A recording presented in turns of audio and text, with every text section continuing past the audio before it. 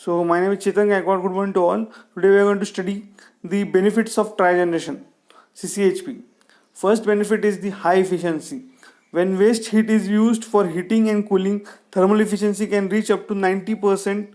This is ideal for facilities such as 24-hour industrial parks, certain commercial buildings, blocks, or even hospitals that operate all day. Second is the energy surety. Trigeneration is also useful in areas prone to brownouts.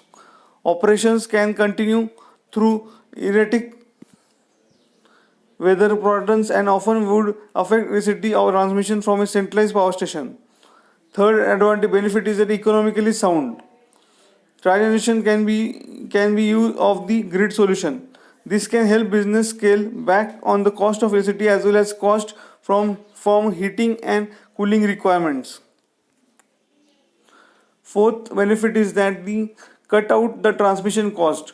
Localizing energy transmission means electricity does not need to be transported over a long distance to reach the consumers.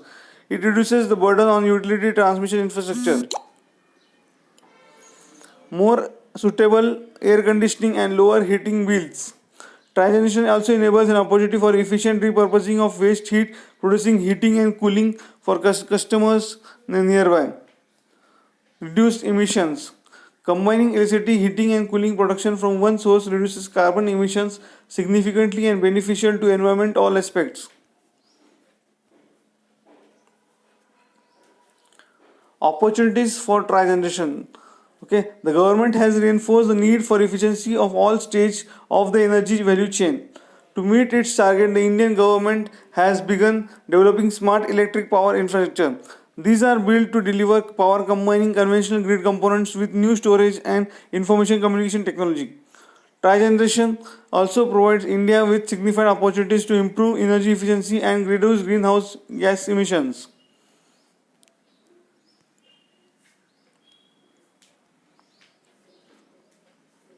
The present practices of trigeneration.